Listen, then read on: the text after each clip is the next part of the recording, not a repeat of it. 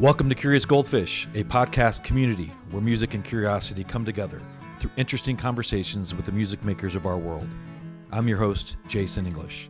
You can find Curious Goldfish in all the major podcast and social media platforms, and of course, we have all of our content on our website, curiousgoldfish.com.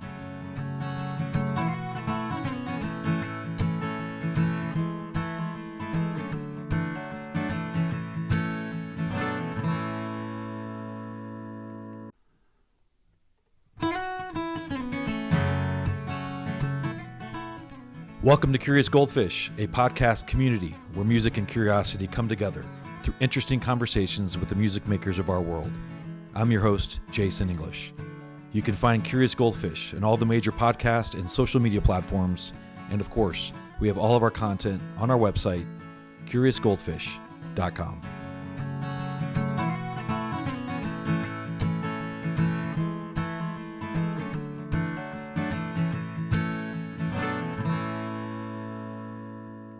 Hey, Andy. Hey.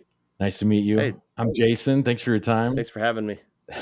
Yeah, it's a pleasure to meet you. I've got a few things I wanted to catch up about, but I want to start with something a little bit random. Hopefully you'll want to talk about this. So both my boys played soccer growing up, and I know you have a son. I think his name's Tyler. Mm-hmm. I think you posted a few weeks ago. He scored a goal that was ridiculous. It's like a banger with his left foot from way out, and it was nominated, I think, for goal of the year for like Tennessee high school soccer. Is that right? Mm-hmm. Yeah. First off, congrats on that. It was a hell of a shot. Did he win? Thanks. I had a lot to do with that, or nothing. No, it's good. Yeah. How did that end up in terms of do you know if he won or not? He didn't win. He got second place in Tennessee high school goals, which was pretty awesome. But he was up against like a bicycle kick in from a corner kick, which was hard to beat. I mean, it was a great, they had like tournament style. So it was like every other day it was him up against another goal and based on voting or whatever. And yeah, so he took second, but it was quite a goal. He was pretty excited about it. I was pretty excited about it. Yeah. Is he left-footed? He is. He's right-handed, left-footed. He's pretty good with both of his feet, but he plays left back. So that goal, he was kind of following up, and a cross went, and the defender kicked it out, and he was like way outside the box, and he just kind of went for it, and it was fun to watch.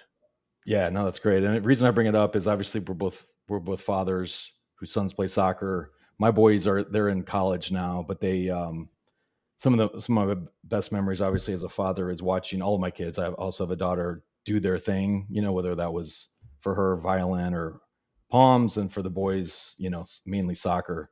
So yeah, well done. That's awesome. Does he have any aspirations to play beyond high school? Maybe. I mean, he's going into his senior year in high school, and we were bad parents in that we had 3 kids. He's our youngest, and he didn't play club soccer like all of his friends did. I mean, COVID kind of hit 7th grade year for him, right? So, and we were just traveling a lot, and 3 kids were like, "Yeah, we can't do a club soccer thing." So he kind of, in high school, has been kind of coming into his own and catching up with kids who've been playing, club their whole life. But I think a benefit of that is there are a lot of kids who play club soccer their whole life and they get burnt out by the end of high school. And Tyler's not there. I think he's been talking to some people about maybe playing, in a D3 school or something like that for college, but he's not sure. He loves playing. I'm excited to see what happens. Yeah, no, that's cool. I think not that my boys could play like Division I, but they could have played in college, at a smaller school, but they got burned out. And they played club. They played club since they were like U11, U12, right. And it was fun as a dad to see so many games, through the years. And I'm sure you can relate, like the memories and the time. Yeah. You'll never forget. But yeah, they were like, okay, I'm done after high school. Yeah. So totally. Yeah, I think, I mean, he is going to be playing club this year, so I'm excited to go do a bunch of games and that kind of stuff. But Yeah. I don't know, we'll see. So it's early July here in 2024, and I'll get to the reason why I reached out to you to do this interview, kind of out of the blue, in a few minutes. But I guess for you, what are you working on? Here in the summer, in terms of are you doing any new music? I think you're doing some shows later this summer. I guess could you just give us an update on what does that look like for you? Yeah, sure. I mean, I travel a good bit. The funny thing is people will be like, "Oh, it looks like you haven't been traveling much." And I'm like, "Oh, it's just most of the stuff that I do, I don't put online because it's not really open to the public for some reason." I guess people who book me are just ashamed of me and don't want other people to know about it. But Yeah. no, I'm pretty busy traveling all the time. But right now, I'm also trying to finish up a record I've been working on for years. I say working on, like doing a little bit and then travel. It's hard for me to switch gears from traveling to working in the studio. But I feel the crunch of needing to have this thing done sometime soon. So, uh, during the days I'm working on that and usually traveling on weekends. Nice. All right. Because you haven't released like a full album officially in a few years, right? It's been a minute. Yeah, since 2017. I mean, it's been 7 years. It's been a long time. Yeah. And I've had these. I could have done it during COVID, I guess, but kids were home and that just wasn't in the cards for me. So Yeah. um, the funny thing is, my file on my computer when I'm working on the record, it said, the file was like Andy 2022 record, and then I had to change it to 2023 record. Now I had to change it to 2024 record. I just don't want to change it to 2025. I want to get done this year, but don't hold me to it. All right. No, I won't. Don't worry about that. So I also noticed you have a Patreon account, and I think you're pretty prolific in terms of contributing and posting to that. I think I saw somewhere where you've got more than 70 unreleased songs that you've recorded and posted there. I guess the album that you're working on, will you draw from any of those, or is this completely kind of under wraps until the album? Yeah, no, some of the actually probably all the songs on the record would be on there. And the way that I I look at Patreon, I can't remember what, I think I started doing it a couple years ago. Uh, there's so many songs, both the ones that are on this record that I haven't like officially released yet, but then a lot of other songs I write for other people or ones that just aren't going to make the record. Uh, and I was like, I want some place for those songs to live, but I also didn't have. It wouldn't be easy for me to like do like a regular production of each song every month or something like that. So Right. my deal with Patreon was like, oh, if people are interested in the writing process and the new songs, then pretty much when I write a new song, sometimes like the hour after I write it, or if I'm still working on it, maybe a day or two after I write it, I just take a video of me performing it, and then I post that on there. So the I think it's close to 100 songs there now that are kind of like that have been unrecorded, that are, if people hear something, they're like, oh, I want to hear that song. I was like, well, you have to wait till it's released, or you can just go to Patreon and all the songs are on there. Um, and it's really out of that community. I also post like a kind of behind the song, just kind of talking about the process and the structure and the more technical side of songwriting, for if there are any nerds interested in that kind of a thing. But it's a fun little community over there. No, that's great. Will the new album have a kind of a coherent theme that you've been thinking about, or will it just be a collection of different things? Uh, I hope it has a coherent theme, but it wouldn't be intentional. It's like the theme is just like whatever's been happening in my life over the last number of years, and when I look at the songs, there are a number of themes that always seem to come up in some way in any record that I do. Um, it's kind of I hope it's like all compassionate and you know there were a lot of songs, and not all of them that have made the record, but one theme that I think about is I would say like rehumanization. So like thinking about ways that I would dehumanize other people, and trying to, both for myself and for other people, learn to see myself and other people as humans, which means, messed up, uh, uh, and still lovable. All I right. don't know if other people would get that theme from listening to the record, but that's my hope, I guess. Can you give me a quick example of that that's top of mind right now? I mean, an easy example of it is there's a song called "Your Anger's Gonna Take You Places." And it's a song that I wrote about. I can't remember what the guy's name is now, but the guy in Charlottesville, when they were doing the marches, the guy who got into his Dodge Challenger and ran Hmm. into the crowd and killed somebody. Um, those kind of situations where, it's like, oh, what I hate that happens in our world, like that kind of conflict. And it's easy to be like, oh, this guy is like a bigoted so and so, comes from whatever, and he's marching against this, and then he just goes and kills somebody with his car. And not taking away from what he's done, but I'm like, I have a hard time imagining him waking up in Ohio, where he was from, and being like, I'm gonna go to this march and never come home again. Like, Yeah. there's a million little things that happen in his life before that happens. And I just kind of think when we say, oh, what a monster, or looking at somebody like Dylan Roof or something like that, you're like, what a monster. It's like, when we say what a monster, I feel like that's contributing to the problem that made him the quote monster that he is. Right. It's kind of like the reason why Dylan Roof can walk into a church and shoot people that he was just in a Bible study with, or the reason why this other guy could get in a car and drive into a crowd full of people, is that he looks at those other people as like not human. Like I don't think you can think about them as humans like yourself and do that kind of a thing. There's some dehumanization that happens that allows you to do something like that.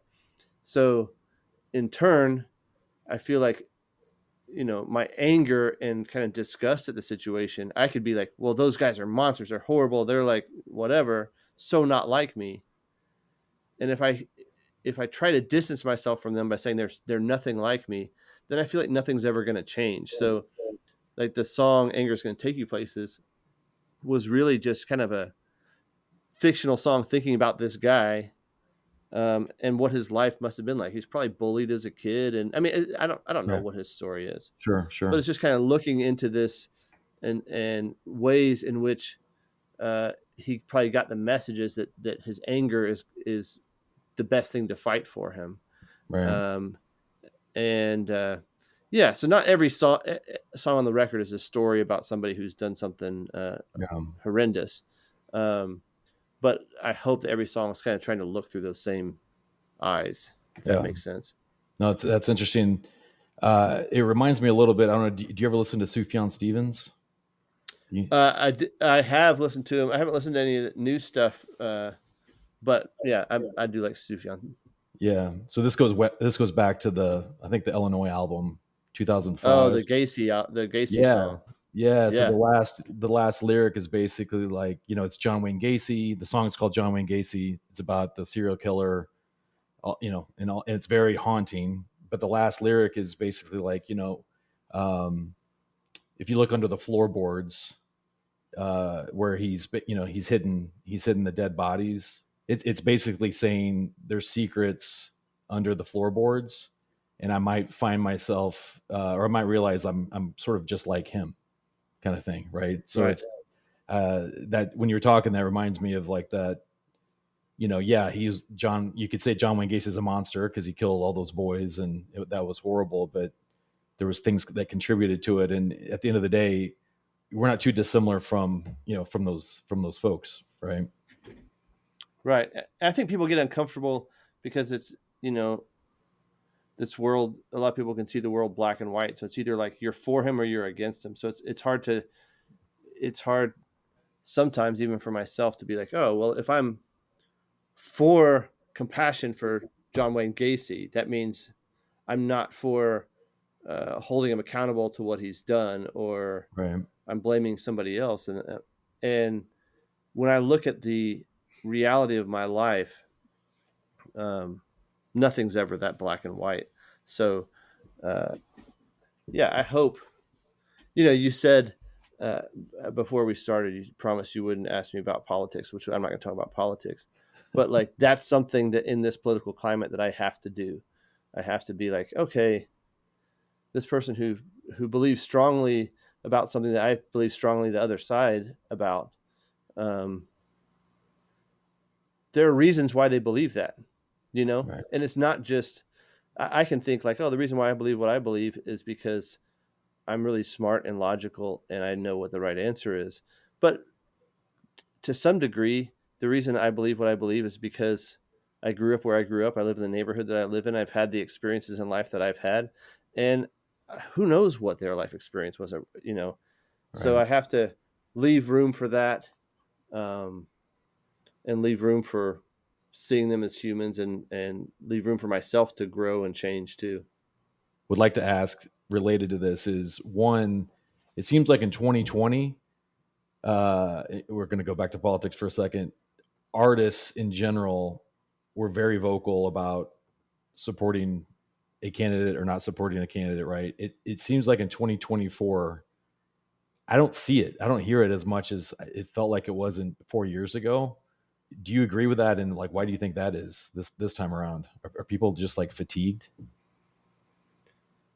I think there's a level of fatigue, but I also feel like there's, personally, it's a it's a mixture of fatigue and just feeling like these aren't like new candidates that are coming up, right? So like, Right. it's kind of like, if people were set in stone before, they're even more set in stone now. It's kind of like, well, there's not a whole lot of debate. Uh, I don't, Yeah. I don't think there's any place where it's like, oh, let me listen to what this person says about this policy. Oh yeah, then I might vote for that person. It's just kind of like, uh, Right. people in general are kind of immovable, and I think that leads to the fatigue part. Yeah. Uh, I know, like for me personally, it wouldn't be. There's nothing somebody that could say that would make me uh, change my mind, like vote for somebody Right. uh, on the opposite side of it. Like I don't know what that could possibly be to make me. Right. And I think a lot of people feel that way. Yeah. Yeah. I hope that I would be open to change. But yeah, I don't know. Yeah. Yeah. No, it just But I feels think that different all for that leads to fatigue. yeah, yeah, yeah. It just feels different. And then I guess back to the point you were making about, I think, I don't know if you use the word nuance, but the whole idea of black and white and he's a monster or he's not, and like they're good, I'm bad kind of thing. Um, so I grew up in the church. I guess I know you're a Christian and you're part of Christian music. Your wife's part of Christian music, and like that whole sort of, I'll call it a subculture, not in a bad way, but that whole sort of environment. How much do you think the church has sort of contributed to the lack of nuance?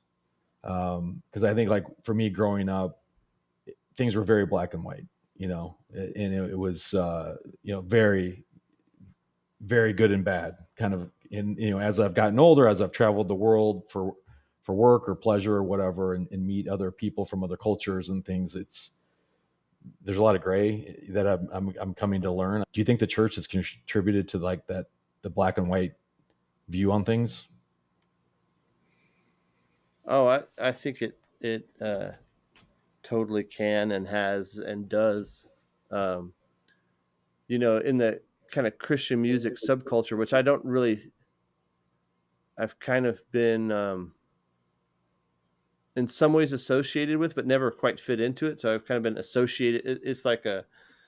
It's more like the Christian music world is Kevin Bacon, and I'm like a few people removed at all times. Yes. Um, Yeah. but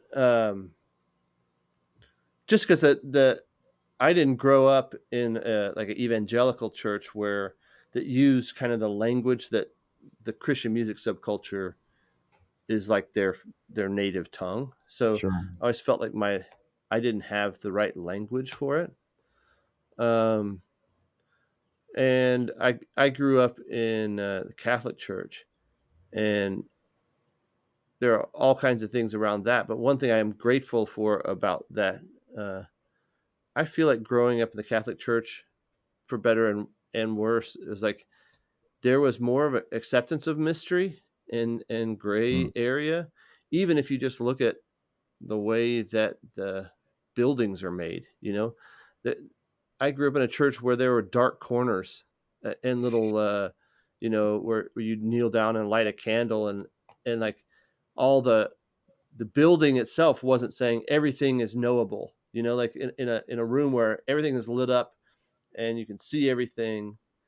When there are dark corners, as a kid, it's like, oh, there's like mystery there, and so I'm really grateful for growing up with a sense that, one, I can't know everything, I don't need to know everything, and not everything is knowable. Like it's the mystery and the gray is okay. Um, Now, the Christian subculture, like Christian music, I would not say is very Catholic, Yeah, that's not. Yeah. at least here in Nashville. Yeah. Um, and I think they're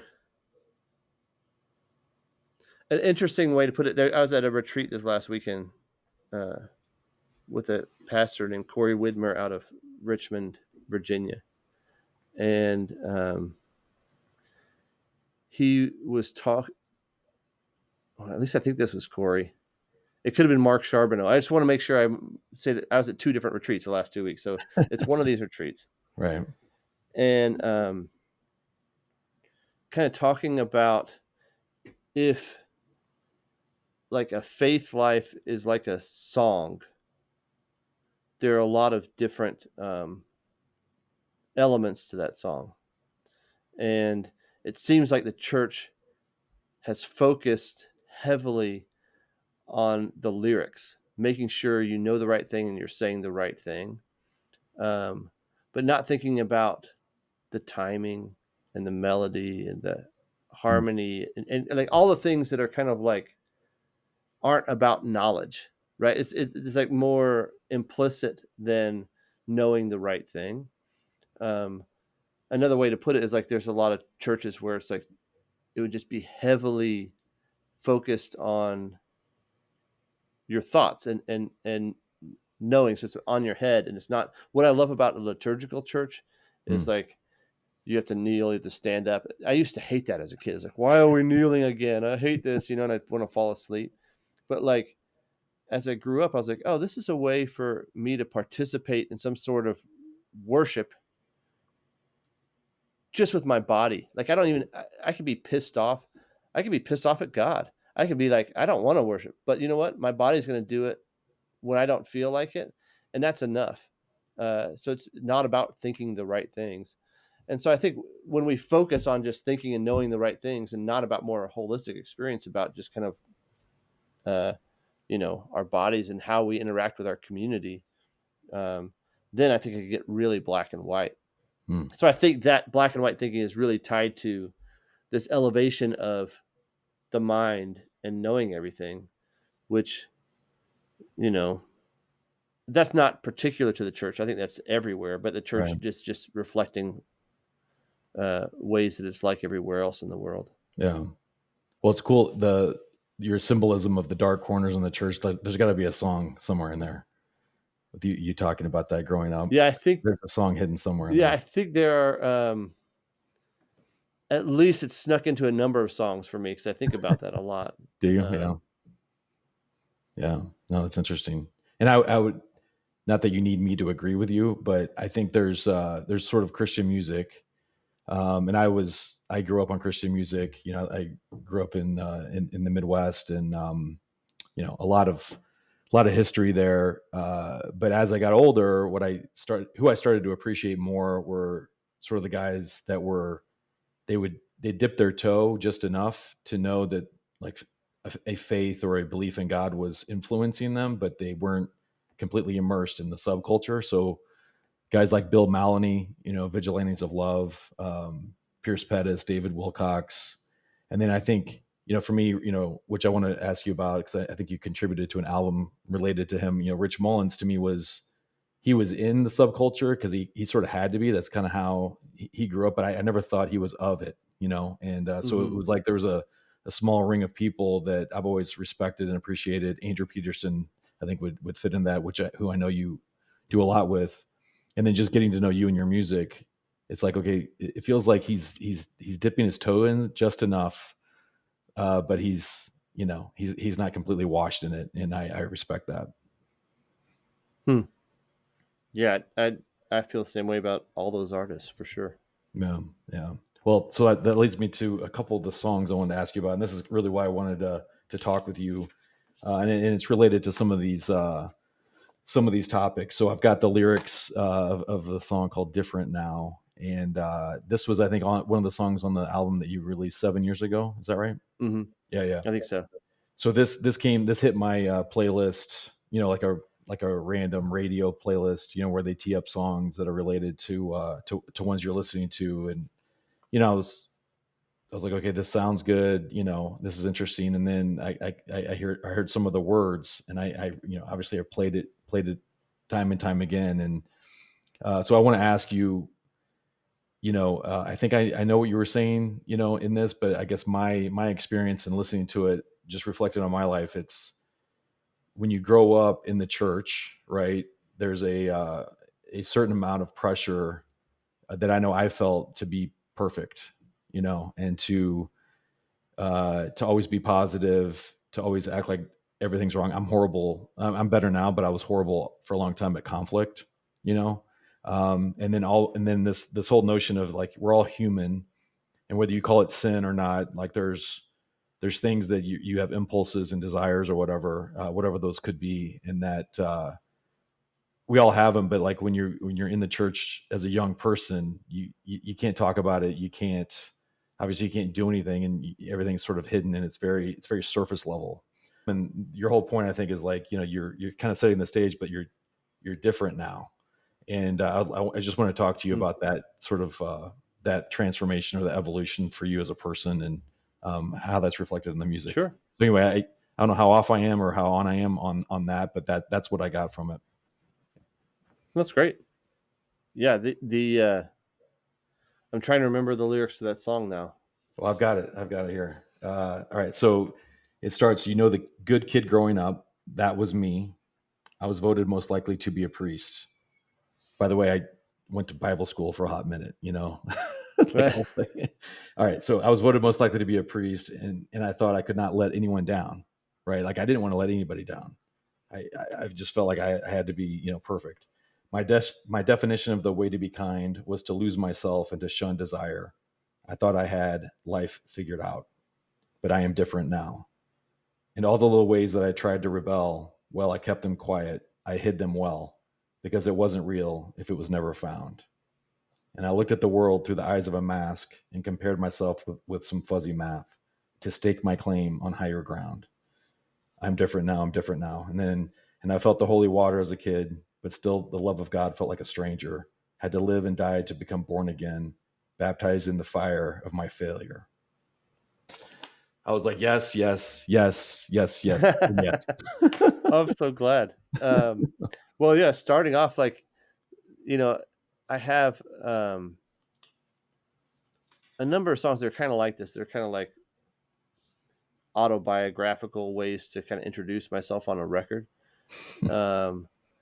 And so that was true. And, my high school superlatives, one of them was that I was most likely to be a priest. And, I was a good kid. Like, I think um, like what you're saying, when you find value and identity in being the good kid, it's not anybody else's fault, although it can be reinforced by different people in your life. You feel like when you get the positive reinforcement from that, you do almost anything you can to keep it, And so for me, it's kind of like you, I never did well with conflict. I don't like conflict.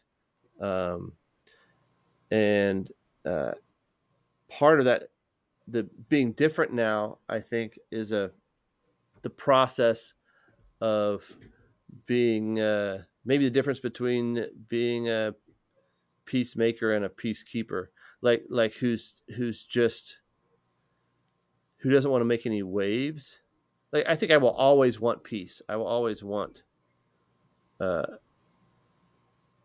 but peace isn't always absence of conflict. Like sometimes, even if that's just within my own self. So um, to have a desire as simple as like I want Chinese food tonight, Right. but somebody says, "What do you want to eat?" "Oh, I don't know. I'll do whatever."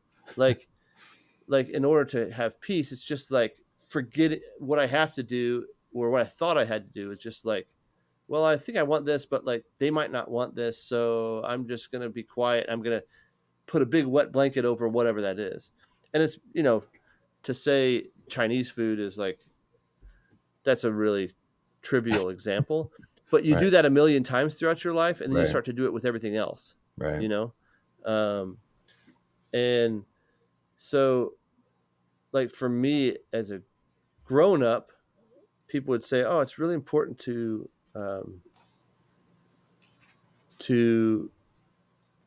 pay attention to and honor the things that you love to do, like what you want, to know what you need." You know, and there were so many steps for me of figuring out what it was that I wanted or I needed, because first I had to kind of convince myself that it was okay to want or need something. Right. And then once I kind of get there, it's kind of like waiting. It'd be like a whack-a-mole. If a want or a need ever came up in my life, I hit it down. So then by the time I'm in my 30s, it's like, if I have a want or a need, they're like, I'm not going to show my face. I'm about to get hit. So I kind of have to create a safe space saying it's okay to have those, and then let them slowly come up and start to pay attention to them. Um, another way that came out is like, I thought there's so many ways that I thought that, oh, I think I am a kind person. I like to think I'm a kind person. I care about people. But there were lots of ways in my life where I realized that what I thought was kind wasn't kind at all. Hmm. It was more just kicking a can down the road. Hmm. And, me not being in touch with how I feel or what I want really isn't being kind to the people around me. Because then all that does, I'm just burying stuff, and then it comes out sideways, like when resentments and anger and all this kind of stuff. Not that there's anything wrong with anger, but like the resentment anger, Right. it would always come out at like, I didn't know how to feel anger at like a 2 or 3 or 4 or 5 or 6 out of 10. I would just shove it down until it was like a 9 or a 10. And then it would scare me. I'd be like, oh, I don't want to feel that again. So I just avoid that kind of stuff. Well, that's not kind either. So it's just been a process of uh, seeing all the ways that I thought, oh, this is me being a good kid, or this is me being kind. And then a great question that comes out of 12-step community or recovery communities is like, well, how's that working for you? Like, Yeah. do you see collateral damage in relationships around you because of oh yeah, why is that happening? Well, maybe it isn't the kindest thing to yourself or to other people. So it's been my life has been a process of like learning how to look at the data of my life and being like, oh yeah, I thought if I did this is what would happen. That's not really what's happening. So maybe I need to look at what I think being kind is. I don't know if Yeah. that makes any sense, Yeah. but Yeah. No, it's good. um, Well, it goes back to, I think, to the whole idea of nuance and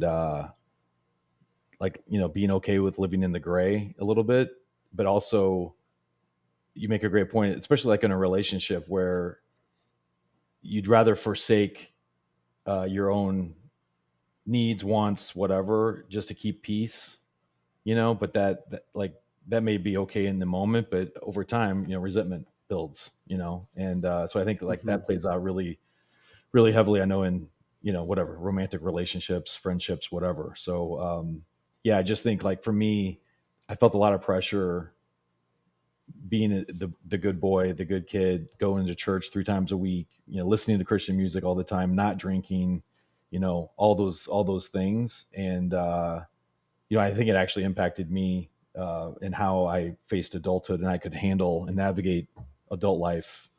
And it's kind of a shame because I know that like the intention wasn't there to do that, but that's sort of the unintended consequences.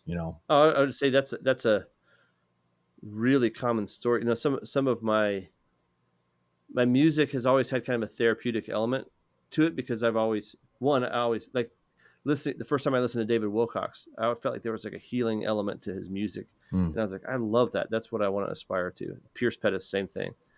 And so because of that, some of the songs have made their way into therapeutic spaces, and then like different therapists have asked me to come do music in that context, and so what I can say is I probably, multiple times a year now, I'll go play music and help lead small groups at these kind of intensive therapy retreats Oh, wow. that are just for people who want to like do work on their heart, or people who are struggling with addictions of any kind, drugs, alcohol, sex, pornography, whatever it is. And you get into the small groups, and it really doesn't matter what the presenting symptom is that it's getting them into this intensive therapy weekend. You start doing like family of origin work or childhood or trauma work or whatever. And I will say that particularly with sex or porn addiction, it's like I would, this is an uneducated opinion. It's just out of my own experience working with guys. Like a great majority of people who are really struggling with that um, would describe themselves in their role of their family as being the good kid or the golden child. Um, and you could say, oh well, somebody like that thinks that they have this moralistic view about what they're doing, and so they have an issue with it, and maybe they shouldn't. Well, I don't care about that. I'm just like their lives are becoming unmanageable Mm.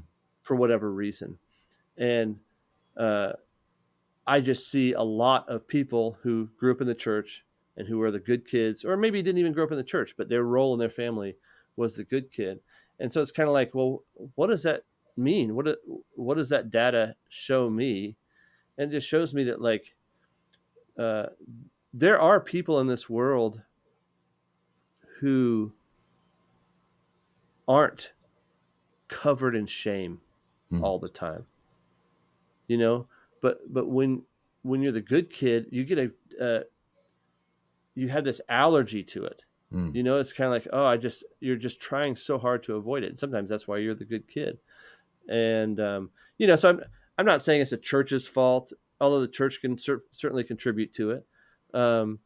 But I just kind of think that's the way that I came out. Like where I was with the order of my siblings and whatever, I just felt like I was supposed to be the good kid to fit in. And with that comes a lot of shame. And with shame comes a lot of hiding. And with the hiding comes a lot of uh, trouble and unmanageability. And so, like what you're sharing with me is like, yeah, that sounds like really normal. Like Yeah. Yeah. uh, that being a good kid, there are great things to it, but it's also like there's a lot of recovery from that needs Yeah. to happen. Yeah. And a lot of maturity and growth that needs to happen probably not too late, but way late in life compared to, compared to Yeah, other individuals. because that strategy will work for a long time, and then usually later in life it stops working as well, and you're like, oh gosh, what do I have now? Like that was my strategy to live throughout the world, and now I'm in my 30s or 40s or whatever, and it's like, oh, that strategy isn't working for me. Yeah, that's a great way to summarize it. So thank you. So that was that. So thanks for that song. Um, and sort of, I don't know what it did to me. It sort of reinforced something for me. It confirmed something for me, and help me understand that, it's okay kind of thing. But I feel like I'm different now, and I'm grateful for that. No, thanks for sharing that. It is a dream that songs would connect with people in that way. So thank you. Yeah, no worries. What's interesting about you, just again, kind of getting to know your music, which I'm fairly new at, like I said, just a few months ago, you're really interesting because you go from like these therapy type deep songs about maybe faith, family, whatever. And then the pendulum swings to like, I think some tongue in cheek type songs, right? So like the teenager song from your last album. And then you've got the self-awareness song about the Enneagrams. So I think that's really interesting. I guess, is that how your brain works? Is like, okay, I'm going to be kind of the deadpan, funny, a little bit of a jokester in certain situations, and then you swing it back to the serious, and does that just come out in your songwriting? Because I think it's really interesting, sort of the polarity of that. Well, I appreciate you saying that my brain works, and I think that is kind of maybe it would be like those songs in juxtaposition with each other. It would be similar to like any conversation I would have with friends or my community. It's kind of like where you would want to dive into some deep waters, but also kind of like have fun. And I've always uh, appreciated deep appreciation for like comics, like stand-up comics or improv uh, Right. artists. Like to me, that's terrifying. But I just think it's like a incredibly difficult art form. Um, and the funny, if we're going to call them funny, funny songs, those are in some ways the hardest to write because it's like there's a tightrope of trying to write something that might get people to laugh in a live context because if you miss, you really miss, and then playing the song is like completely miserable. Yeah, Um, you're just up there exposed. so my strategy for that is to write songs kind of deadpan so that if nobody laughs, I can pretend like they weren't supposed to laugh. Like it's like there are a lot of like escape hatches. Mm. So I try to write something that maybe people will laugh at, but if they don't, I can act like, oh, I don't care. You weren't supposed to laugh, whatever.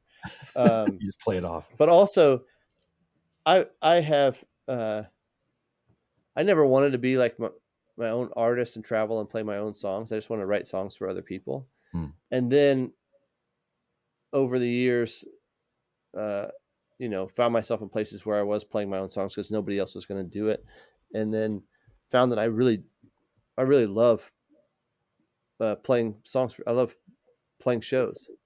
Mm. I love sharing songs with people, and so those funny songs to me are I look at them like a tool. Like I want to go same thing like a conversation with friends. Like I want to be able to go really deep in the conversation and what would happen in the evening of music. And to me, having a song that can get people to laugh really accelerates that process. It really kind of like I feel like if I can make people laugh, they open up a little bit, and Yeah. then we can go deeper, and then we can go really deep. We can go really sad. We can go really dark, and then we can laugh again, and then go. It's like I think if I just came in and went dark and sad, then some people are gonna be like, "That's not for me," you Yeah. know. No, Um, that's a classic tool of like a public speaking, right? You want to open with yeah, a creative opener, get some kind of loosens people up, gets the familiarity kind of going, and then you crush them with truth or a sales presentation or whatever. So yeah, that's yeah. cool. Yeah, yeah. And I'm Hey, well, aware that like a song like Teenagers or something like that record, people would come up after a show like, "Oh, do you have Teenagers on a record?" Like, "Yeah, it's on that record." So like those songs are probably ones that will sell more hmm, records than other songs will. But my hope is that they get people to listen to the record and then they would be impacted by the other songs on the record, which is why people are like, "Oh, you should do a record of just like your funny songs and telling stories." I was like, "Well, yeah, but I don't. The funny songs are to serve a purpose. They're not just to be they're on their own. But that's also something that David Wilcox did so well too. He would always have some kind of funny song mixed in with other things, and so I probably just am copying my heroes like David Wilcox or like John Gorka or somebody like that. If I could read some of the Enneagram stuff, because like credit to you for, if you're going to perform a quote unquote funny song and try to pull it off, why not do it at the Ryman? Right. So I know this is on YouTube, and you performed this at the Ryman Auditorium in Nashville, the Mother Church of Country Music. And again, for everybody listening or watching, you got to look this up. But this is great. And again, just the songwriter in you is, it's fascinating. So it starts out, I think I figured out why I feel so alone. I've grown too much in self-awareness. I'm sure that I'm right, but the friends that I know aren't involved enough to understand it. I rid of my blind spots a long time ago after reading some books that put me in the know. So I don't need therapy. There's nothing to fix. I know what my Enneagram number is. That's awesome, man. Yeah, that's great. Because it's the Enneagram stuff. It's the Myers-Briggs. It's all these things, right? That people are somewhat obsessed with, if I do say so. But that's good stuff. And I have to ask you, what is your Enneagram number? My Enneagram number, I'm a 9 on the Enneagram. All right, the peacemaker. You're that makes sense. But it goes back to what we were talking about earlier. I mean, the funny thing is, I love the Enneagram, and it's been like really helpful for me. And my wife is like did a long training in it. We've done all kinds of stuff and taught stuff, but it does, as it got more. And actually, I kind of knew I was a 9 back in high school. My parents in the Catholic Church, the Enneagram was always pretty big. And back then, anybody other than the Catholic Church was like, "Oh, that's not Christian, that's satanic." Then all of a sudden, it becomes popular, and then all the other churches are like, "Oh, we're totally into it now." I'm like, "Okay, whatever." But it's really helpful. But I would, I would hear from people like, "Oh, I'm a 3 with a 8 wing," and I'm like, "Well, that's not really a thing." And there was a reason why, like early in the Catholic Church, they would only teach like in spiritual direction, they would only teach you your number. They wouldn't teach the whole thing, because they're like, then it will become like a parlor game or something like that. People will like take a little sip of it and think they know everything, which is totally the case, and I probably do the same thing. But so writing that song was kind of like, I liked taking something I loved. I think it's a great tool, but that's all it is a tool, and then kind of making fun of it. And the Ryman, I think I played that particularly because a friend who wrote the book, The Road Back to You, which I kind of reference at the end of that song. I knew he would be sitting out in the audience at that Ryman thing, so I was just trying to give him a hard time. That was kind of fun. All right, well done. And then the last one I just want to talk about briefly. I think did you co-write it with Jason Gray? It's called "Death of a Funeral." Death Without a Funeral. You all co-wrote that, yeah. Yes. Again, that's so it's all kind of related to the topic. And I probably bring this up more than I should on these episodes, but it's life. So I was married a long time and got divorced. And again, going back to the good, being the good boy, good man, whatever in the church.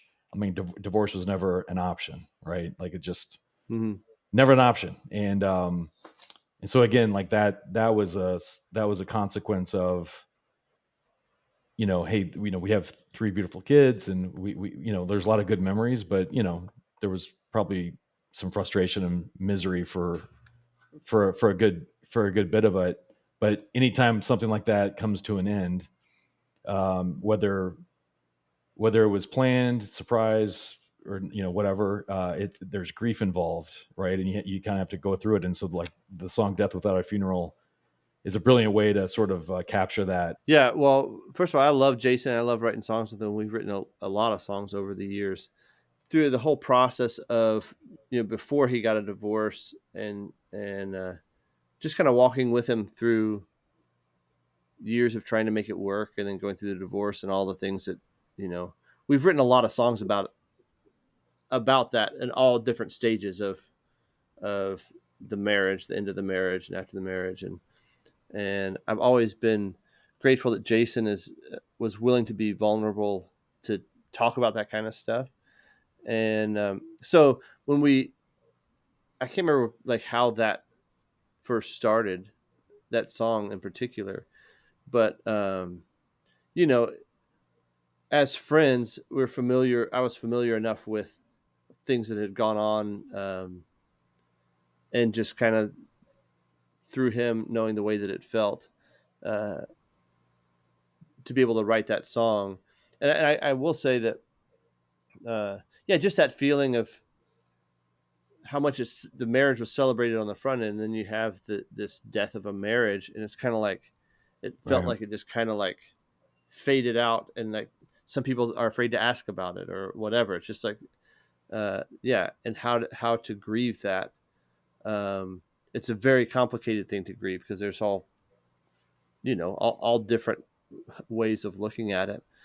And what I loved about that song in particular is Jason was sharing a story about that kind of ended up being the last verse of the song about pulling up to the house where they lived and they raised their kids, and she doesn't live there anymore, and the kids aren't there anymore, and just kind of missing all of what their life was. Hmm.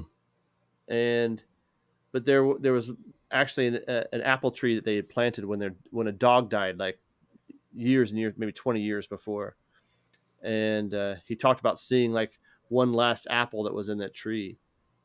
And yeah, and I was like, by the time we got to the third verse, I was like, man, we've got to use that as the third verse. Hmm. She's like, what do I don't know. And I was like, but then I said, I said, you reached up and took the apple. I said, you take a bite of it, and it says the taste was still sweet. Like there's still, with all the pain, there's still Sure. something sweet about it.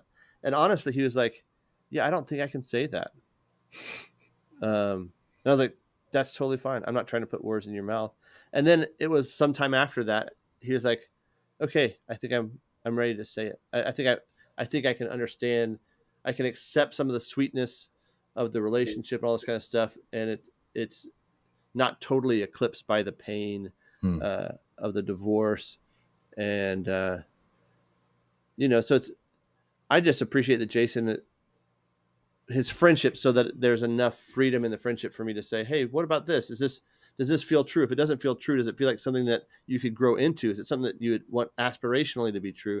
Because that's one thing that David Wilcox told me. He was like, you don't just want to write songs about who you are, you want to write into who you want to become.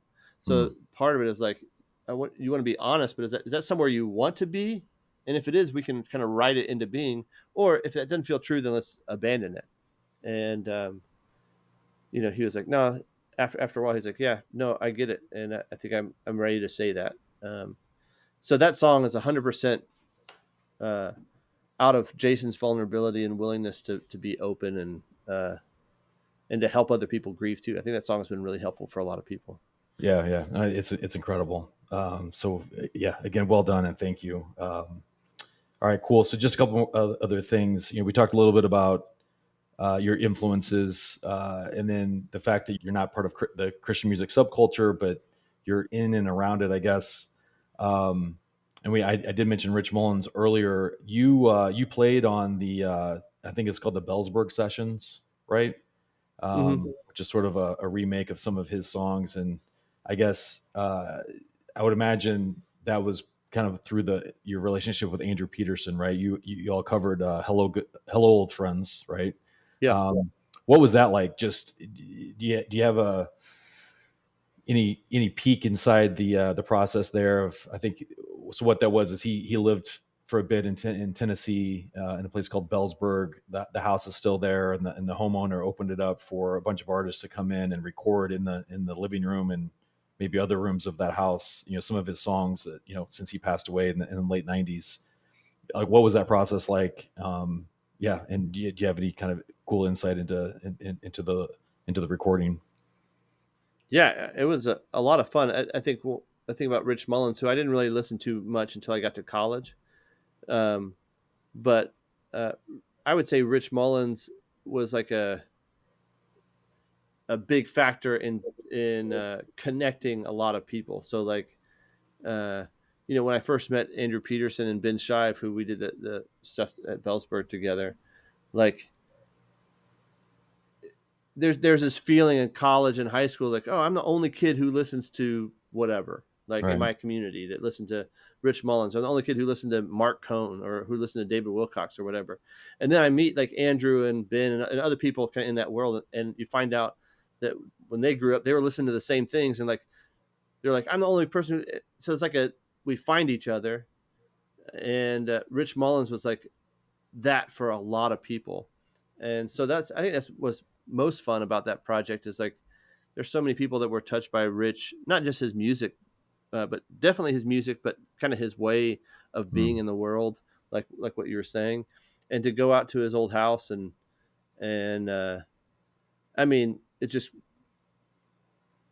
out with Andrew and Ben, and we played that song on the road, when we traveled together a lot. But when we recorded that one, we hadn't played it in years, probably. But it was just fun to get up there and I think we played it 3 times to record it. And it was just so fun playing with them. And we actually just last month, they're doing a second Bellsburg record. So I went out and did another song with Andrew and Ben. And Oh, then I cool. did another one with Jill, my wife. We did a different version of Brother's Keeper. Oh, And nice. then with Andrew, we did Land of My Sojourn, I think. Yeah. Mm. Um, All right. That's a great song. That's actually one of my favorites. That's awesome. yeah. Yeah. So what? Yeah. Just being in that environment, remembering. I mean, I guess it's been close to 30 years since he passed away. Yeah. It's pretty wild that people are still sort of paying homage to him, and it's back to liturgical things, right? So that the album, a liturgy, a legacy, and a ragamuffin band, the legacy that he's left is pretty wild, and it's also wild and also frustrating for me because there's so many people in the Christian music sort of subculture 40 years ago, 30 years ago, that had an ounce of the talent that Rich had, but yet got so much more recognition and probably earnings and all the things. So it's cool that he's left such a great legacy, and obviously it's sad that he died in that car accident because I think about all the songs that we didn't hear, in the last 30 Yeah. years. But yeah, it's cool that because he had that same sentiment, I think, towards the Catholic Church. I mean, I think he ended up being Catholic towards the end of his life because he appreciated, I think, some of the same things that you talked about earlier, right? Anyway, so that's cool, and it's cool that you got to participate in that. Oh, man, I was honored. Yeah, that's awesome. So a couple more questions, and then I'll let you go. So thanks again for your time, I guess. And I know your wife's is probably more heavily involved in the Christian music industry than you are. But what do you think the state of Christian music is today? Um, I'm not really like listening to a lot of the ones anymore. That was what I listened to 30 years ago. Like, what's the state of the state? Do you think right now? I uh, there are 2 answers. One is I'm probably not the person to ask because I don't listen to music much at all in general, Mm, but I definitely don't listen to a lot of Christian music. Uh, Although there are some writers who are kind of in that world that I think are awesome that I encounter. I don't, as far as the business side of things, I'm so far disconnected from yeah. that world. I do occasionally get to write with different people who are in that world, and there are a lot of really great people in that business and a lot of great writers. Mm, Um, the second answer, when people think of like contemporary Christian music, they think about like what they might hear on the radio. Um, and people ask me a lot about like, why is this played on the radio and this not played on the radio? And this is kind of an old argument. And I'm like, whatever. Nobody's ever going to play my stuff on the radio. So it's like, it's just not my thing. But I will say that, for a long time, they would do focus groups for radio stations for programmers trying to get songs figure out which songs to put on the radio. And for some of those times, they would, on these focus groups, they would just take like 15 seconds of a song and play it for people and say, how does this make you feel? You know, like, does it make you feel positive? Does it make you feel sad? Does it make you feel whatever? But what I heard is that it's not even just 15 seconds of a chorus. It's just like any 15 seconds of the song. So if you think about like the pipeline of what that does to writing, is like, if your goal is to get on Christian radio, and in order to get on Christian radio, people have to have a positive experience of it in any 15-second segment of the song, then you're going to write a song that kind of feels this way the whole way through. And there's nothing wrong with that kind of song, but what you end up losing out on is any song that would have a story arc, any song that would be kind of on the darker side. Like, you just lose that.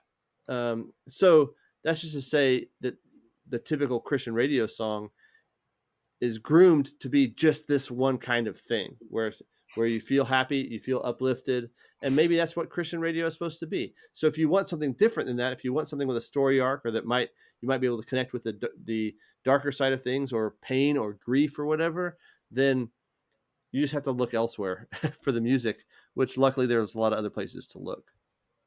I mean, that makes so much sense. I can't even tell you. Like, that's the best. That's the best explanation I've ever heard. Again, I mean, it starts working backwards, where the writers are like, okay, I know this is what's going to make it, so we have to write this thing, and that's what the labels are looking for. And then, that's why when people listen to Christian music, it's like, oh, it feels everything. Why does it always feel so happy all the time? Well, because if there's any segment where it doesn't feel happy, it's probably going to get voted out of being put on a playlist. So I blame the radio programmers for that. But you know what? But you know what, Andy? It goes back to the whole thing that we started with, which is, that's a great example of not being a promoter or willingness to be other than a good person in only emphasizing the good, right? Right. So basically, that's just a reflection of the problem we were talking about earlier, which is there's so much pressure on black and white, good and bad, being good, and living up to this like crazy, threshold of life and behavior. I mean, that what you just said makes. I mean, for 40 years I've been like, why? Again, in general, why is this stuff so bad and like so surface level?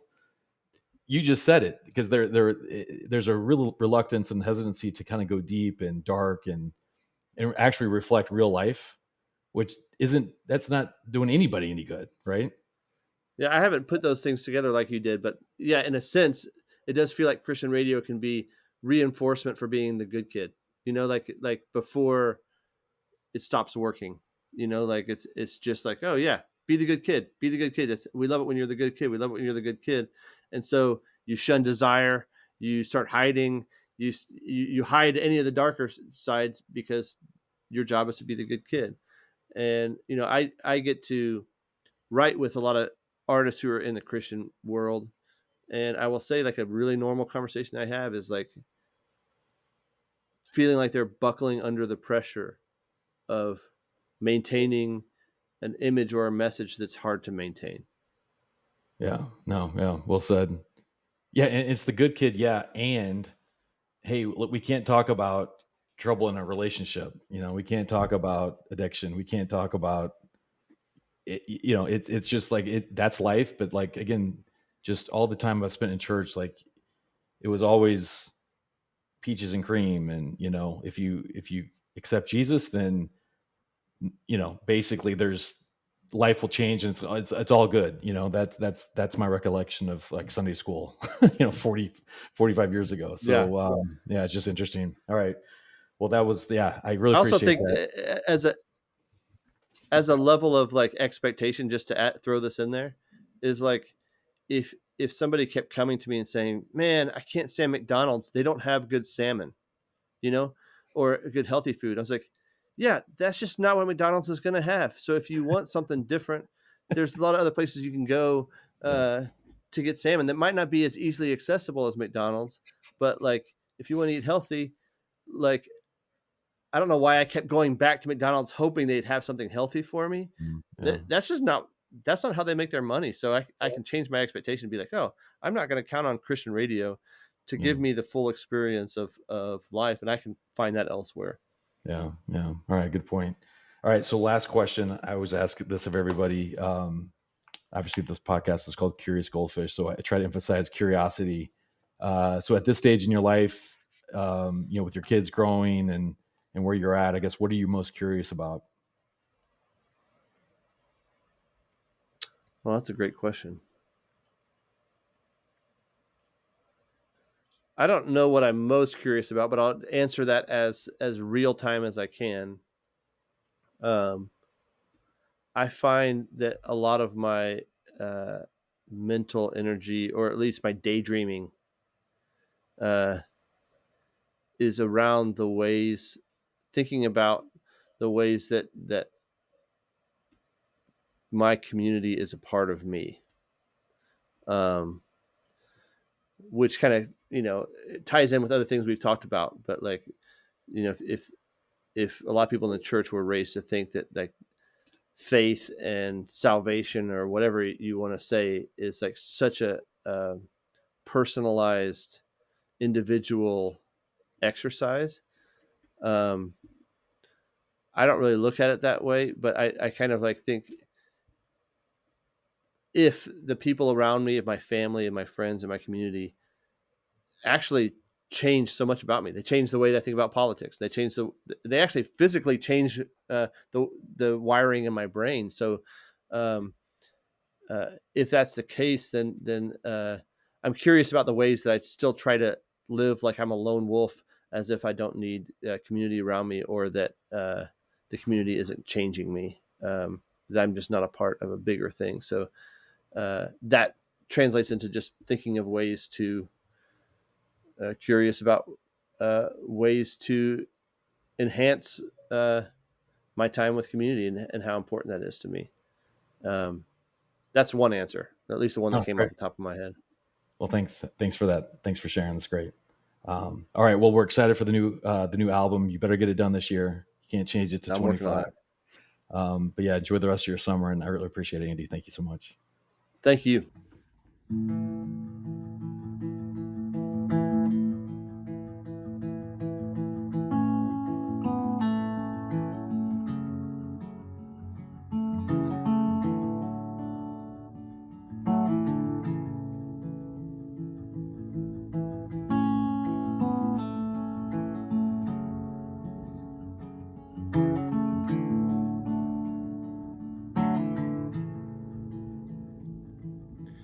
The good kid growing up, that was me. I was voted most likely to be a priest, and I thought I could not let anyone down. My definition of the way to be kind was to lose myself, to shun desire. I thought I had life figured out, but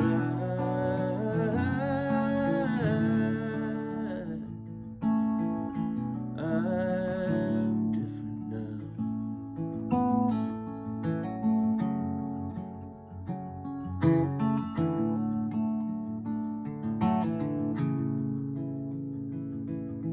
And all the little ways that I tried to rebel, well, I kept them quiet, hid them well, 'cause it wasn't real if it was never found. And I looked at the world through the eyes of a mask and compared myself with some fuzzy math to stake my claim on higher ground. But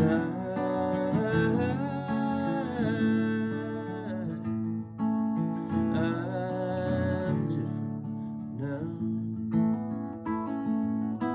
Oh,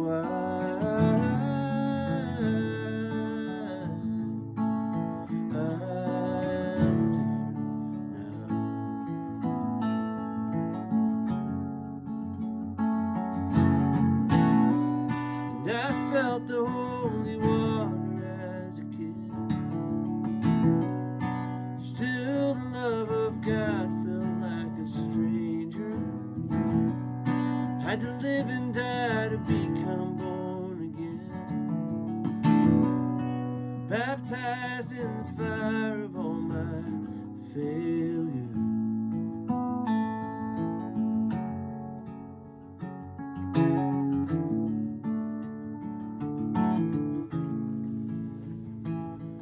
I still have the flaws like I always did, the capacity for violence that I'm asking God to take away.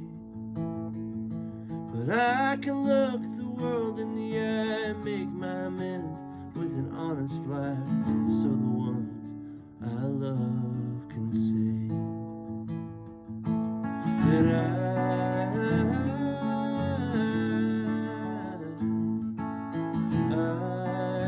different now. Oh, I'm different now.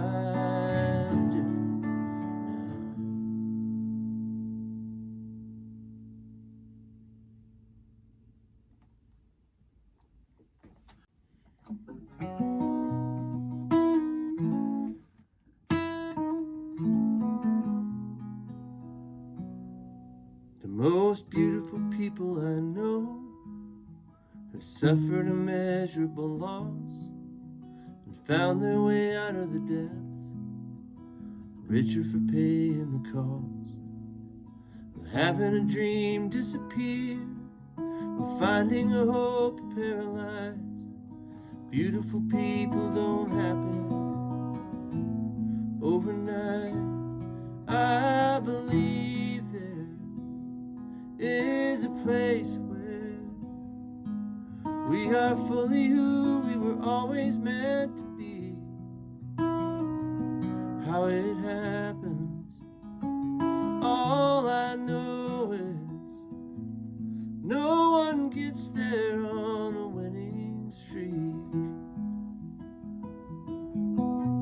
I didn't know how to forgive the things that I couldn't forget.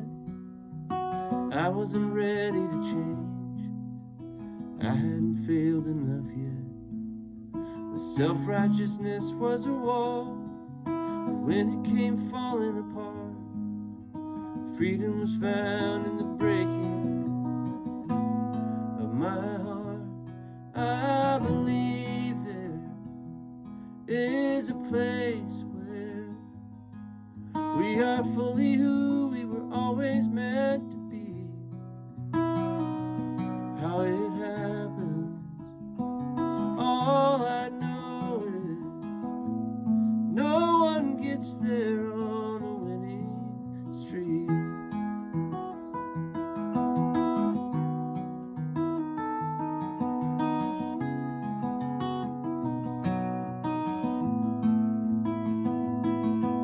So if it feels like you're losing again and again, not 1 minute is wasted